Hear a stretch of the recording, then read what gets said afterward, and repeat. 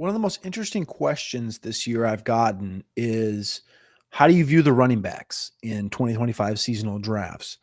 And I have the same question with myself and with Alex and Trashman Byron. It feels like every week I'm thinking, all right, do I want to take Gibbs over Barkley? Should Bijan be the number one running back taken? I think so. Should Saquon be really like in that back to back 1-2 on the Ultimate Draft cheat sheet over at over at RosterWatch.com, which you can get with a pro or a premium membership? Should they be back to back at the top of the sheets? If you don't get Bijan, you get Saquon. If you don't get Saquon, you get Bijan type of a situation. Or should we push a Nash and Genti up there? Or does a Christian McCaffrey get one more year of lenience? Like, what of these five running backs should we believe? Is Derrick Henry going to have another 2,000-yard season playing with the Baltimore Ravens this year and an uptick in offensive line play? The Saquon Barkley stuff is tough. There has not been a repeat RB1 in fantasy football since LaDainian Tomlinson in 2006 and 2007. 8 of the last 11 RB1s in fantasy football have been 25 years old or younger. Now, each of the last 3 have been 27 years old exactly. Saquon, McCaffrey, Austin Eckler. Before that, we had the run of sub-25-year-old running backs. Kamara, McCaffrey, Gurley, Johnson, Freeman, Bell, Charles, Adrian Peterson was 27, Ray Rice, Arian Foster, Johnson again. And then we go all the way back to 2007, 2006 with LaDainian Tomlinson. LaDainian Tomlinson was age 27 in that first year, which was what Barkley was, and age 28 in the second year, which is what Barkley is. And if you remember how potent those offenses were back in the day with the Chargers, with Phillip Rivers, Keenan McCardell, and Antonio Gates. In LaDainian Tomlinson's first 5 years of football, he missed one game in his 4th year. In those 5 years, he had 1,700 carries.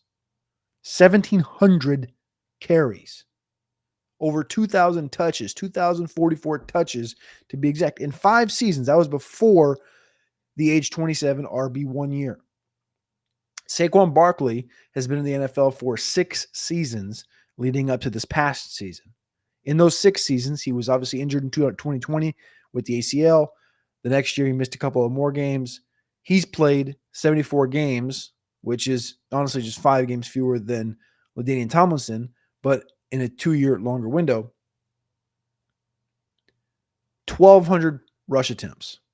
500 fewer rush attempts for Saquon Barkley entering that age 27 season. 1,489 touches, just over 500 fewer overall touches going into that age 27 season. LaDainian's age 27 season, 348 carries, 56 receptions. Saquon Barkley, 345 carries, 33 receptions. So LaDainian technically touched the ball more. LaDainian had 1,815 yards on the ground, 28 rushing touchdowns, setting the record for most rushing touchdowns in the season. Saquon had 2,005 yards and 13 rushing touchdowns, added 2 in the air, was the AP Player of the Year, 3rd in MVP voting. That was the year LaDainian won the MVP. The following year, even though LaDainian repeated, he still dropped down 33 carries. He added 4 receptions, but he came down 30 overall touches. His yards per carry went from 5.2 to 4.7. His yards per reception went from 9.1 to 7.9. His overall touchdowns went from 31 to 18. He still won AP Player of the Year, but it was a significant regression. And I'm not just telling you LaDainian stats to tell you this is what's going to happen with Saquon, because this is the stuff you have to go through to think about it, especially when your guy's in an age 27, age 28 situation. It's not normal to see a guy at age 27, age 28 be able to repeat like this. Can Saquon repeat? I think so. I think the offensive line is built for him to do so. It's a top offensive line on the RosterWatch 2025 offensive line rankings. I've talked about this before. The Eagles are number 1, clear cut and dry. almost a half a hundredth of a point, half a tenth of a point better than the Minnesota Vikings, who are two-tenths of a point better than the Broncos and Lions. Jordan Mailata, Lane Johnson playing at pretty much Hall of Fame levels at the bookend tackle positions. Cam Jurgens is filled in well at the center. Landon Dickerson at left guard.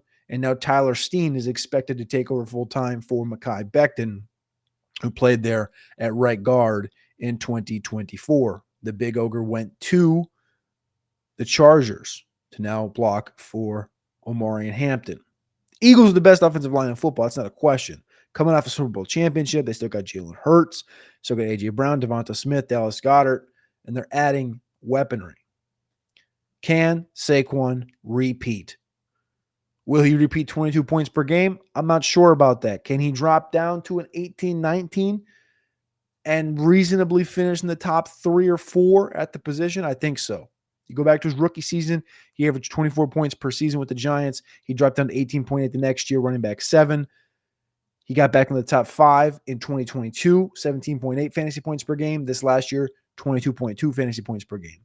He's never had more than 15 total touchdowns. The one way that this could definitely pay off is if a little bit less tush push, a little bit more Saquon jump over pile into the end zone. If Saquon can get that thing up to 20 touchdowns, this could be a moot point.